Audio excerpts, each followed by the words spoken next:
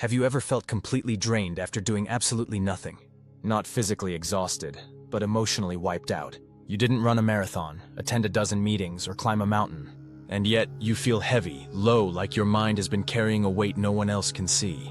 That is emotional labor. And for millions of people around the world, it's the most exhausting job they've never been paid for. We live in a world that praises productivity and visible hustle. But what about the invisible work? The mental gymnastics it takes to stay calm in conflict. The constant management of other people's moods. The smiling through sadness. The swallowing of anger.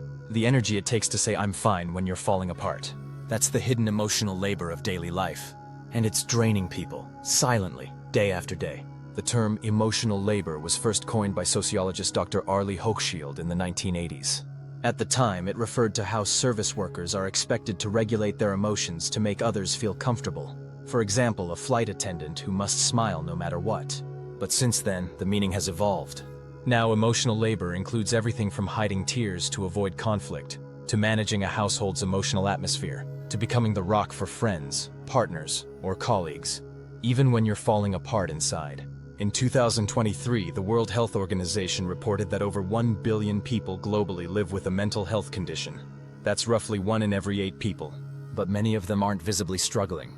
They're showing up to work, attending events, posting online. Behind the smiles are people who feel like they're suffocating. A study by the American Psychological Association found that 65% of adults in the US feel emotionally overwhelmed at least once per week. And similar patterns are showing up in countries all over the world. Recent studies show that emotional labor is no longer a niche concern. It's a global public health issue. According to the World Health Organization's Mental Health Status Report 2024, an estimated 1.2 billion people worldwide are now living with a mental health condition, a 16% increase from just 5 years ago. The 2025 Global Wellness Index by Gallup reveals that 73% of adults across 122 countries report experiencing regular emotional exhaustion, with women, caregivers, and marginalized communities bearing the heaviest burden. In a 2024 survey by the American Psychological Association, 69% of US adults said they feel constantly responsible for managing other people's emotions, a key symptom of chronic emotional labor.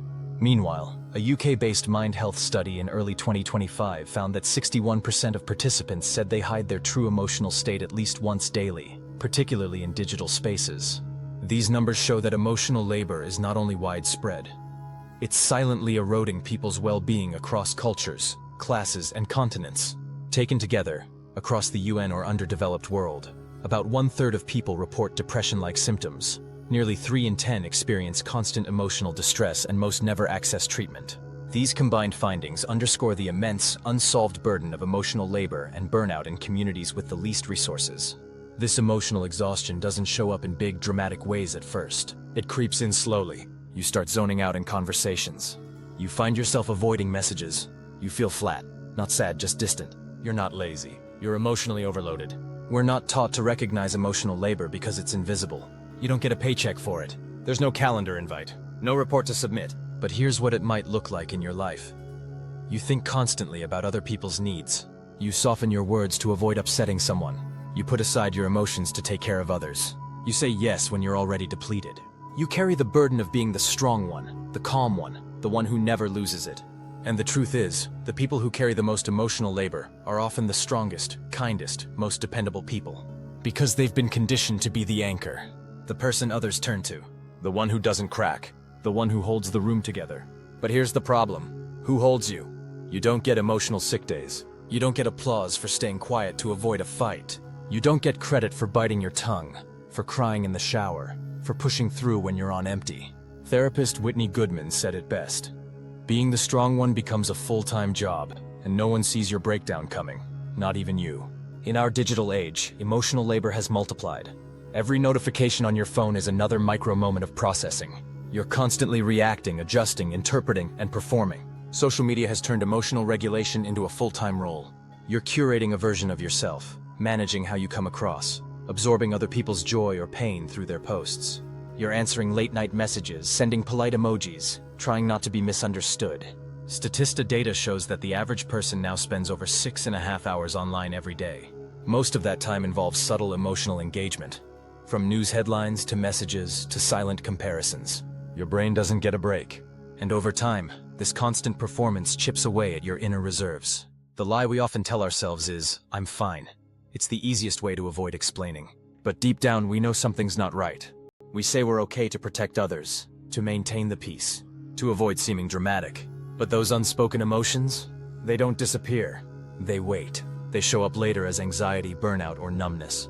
Author and psychologist Dr. Nicole LePera writes, "Unfelt emotions don't go away. They wait for us. And when they catch up, they hit hard.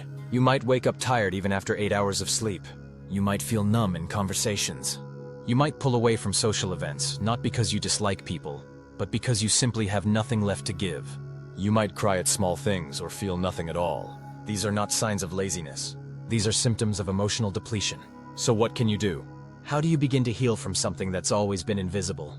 First, create a don't list. Not just a to-do list, a list of what you will no longer tolerate. Write down what you're done explaining, the people you won't chase, the emotions you won't ignore. This is how boundaries are born. Second, let silence happen. You're not responsible for filling every pause. Let others feel their own discomfort. You don't need to manage everyone's emotional state. Third, practice one honest sentence a day. Say, "I'm not okay," or "I need 10 minutes," or "I don't have the energy for that right now." One sentence of truth can shift your entire day. Fourth, find small moments of healing. You don't need a weekend retreat. You need 2 minutes in the sun, a deep breath without your phone, a moment to name your feeling, not fix it. Fifth, untrain your guilt reflex. Resting is not selfish. Saying no is not rude. Not replying instantly does not make you unreliable. Guilt often shows up when we set a new boundary, but that doesn't mean the boundary is wrong. Sixth, stop apologizing for your capacity. You're not supposed to carry everyone. You're supposed to be cared for too. You deserve relationships where love is mutual, where care is returned. Finally, remember this. You don't need to earn your right to pause. You don't need a breakdown to justify rest. You don't need to explain why you're tired. You've been holding so much for so long with so much grace. And now it's time to put some of it down. Let yourself breathe. Let yourself be quiet. Let yourself be real. Not all at once. Not perfectly. Just one moment of honesty at a time. One boundary at a time. One act of self-compassion at a time. You deserve peace, not just survival. And if no one else has told you lately, you're allowed to rest. You're allowed to feel. You're allowed to heal.